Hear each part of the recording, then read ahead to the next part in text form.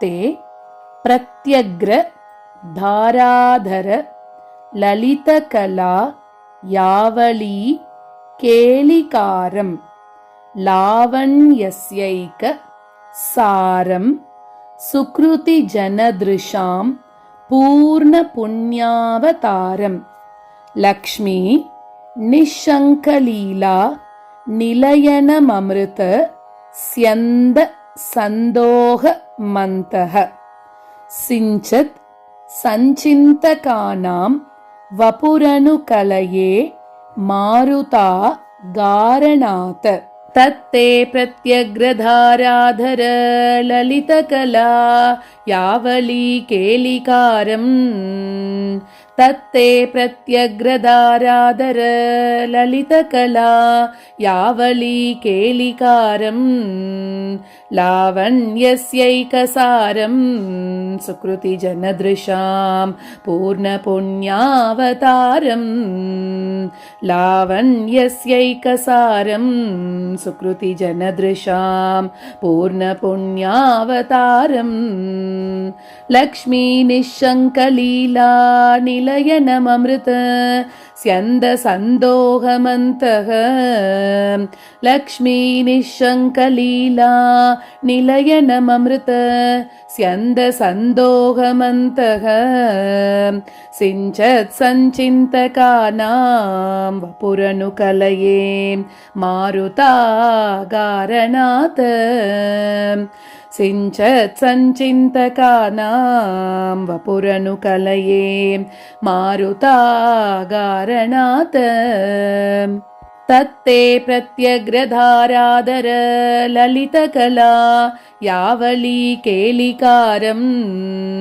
லாவண்யஸ்யைகசாரம்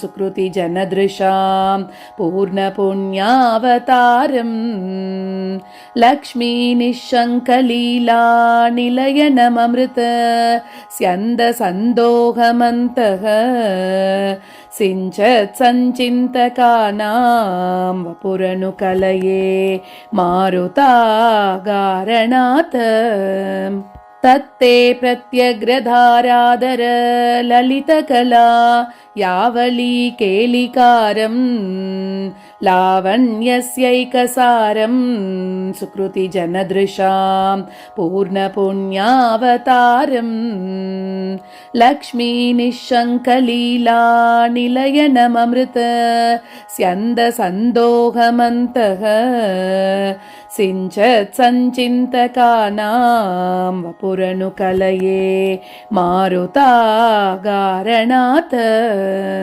இந்த ஸ்லோகத்துல திருமேனி அழக வர்ணிக்கிறார். முதல் ஸ்லோகத்துல திருமேனிய வர்ணிச்சார். இப்ப இதுல திருமேனியோட அழக வர்ணிக்கிறார். எப்படி சொல்றாருன்னா, உன்னோட திருமேனி, குருவாயூரப்பனோட திருமேனி எப்படி இருக்கு அப்படின்னா, புதுசா எழுந்த மேகம் மாதிரி இருக்காம். அதுவும் எந்த மேகம் மாதிரி? நீருண்ட மேகம் அப்படின்னு சொல்றார். அதாவது மழை பெய்யறதுக்கு முன்னாடி ஒரு பிளாக் கலர் மேகம் வரும் இல்லையா, கருப்பாவும் இருக்கும் நீலமாவும் இருக்கும். அந்த மாதிரியான மேகத்துல, அந்த மாதிரியான கலர்ல பெருமாளோட திருமேனியானது இருக்கு அப்படின்னு சொல்றார். அடுத்தது அது மட்டும் இல்லாம காயாம்பூ நிறத்துல இருக்கான். காயாம்பூன்றது எப்படி இருக்கும்? அதுவும் கருநீல கலர்ல இருக்கக்கூடிய பூ, அத போல இருக்கான் குருவாயூரப்பனோட திருமேனி அப்படின்னு சொல்றார். அதுவும் ஒரு காயாம்பூ இல்ல, எப்படி இருக்கு? ஒரு பஞ்ச் ஆஃப் காயாம்பூ அப்படின்னு வச்சுக்கலாம். ஒரு காயாம்பூவே நல்ல கருநீலத்துல இருக்கும். பெருமாளோட திருமேனி எப்படி இருக்கு? பஞ்ச், ஒரு கொத்தாக இருக்கு அப்படின்னு சொல்றார். அது மட்டும் இல்லாம மென்மையான திருமேனியா இருக்கான். பெருமாளோட திருமேனி எப்படி இருக்கு? லலித, ரொம்ப மென்மையானதாக இருக்கு அப்படின்னு சொல்றார்.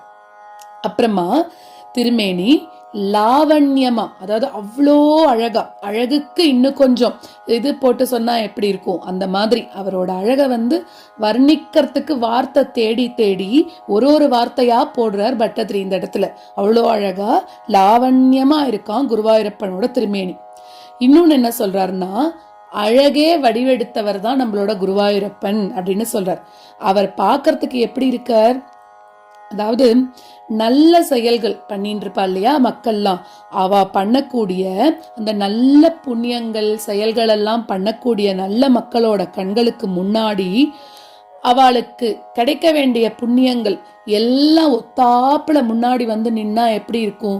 அவ்வளோ புண்ணியங்கள் அவ பண்ண அவ்வளோ நல்ல செயல்களுக்கு அவ்வளோ புண்ணியங்கள் எல்லாம் கண்ணுக்கு முன்னாடி வந்து நின்னா எப்படி இருக்குமோ, அந்த புண்ணியங்கள் எல்லாம் ஒன்னா சேர்ந்ததுதான் குருவாயூரப்பனோட திருமேனி அப்படின்னு சொல்றார். அடுத்தது என்ன சொல்றார்? அங்க யார் இருக்கா அந்த திருமேனியில? லக்ஷ்மி. குருவாயூரப்பனோட கோயிலுக்கு போனா நம்ம நினைச்சுப்போம், என்னடா தாயாருக்கு தனி சன்னதி இல்லையே அப்படின்னு சொல்லிட்டு நினைச்சுப்போம். ஆனா பெருமாள் எந்த அவதாரம் எடுத்துன்னு வந்தாலும் தாயாரை விட்டுட்டு வரதில்லை. வாமனாவதாரத்துல கூட தாயாரை வச்சிருந்தா வந்தார். அந்த மாதிரி இங்கேயும் எங்க இருக்கா? தன்னோட மார்பிள வச்சுட்டு இருக்காராம். அங்க என்ன பண்ணிட்டு இருக்கா லக்ஷ்மி?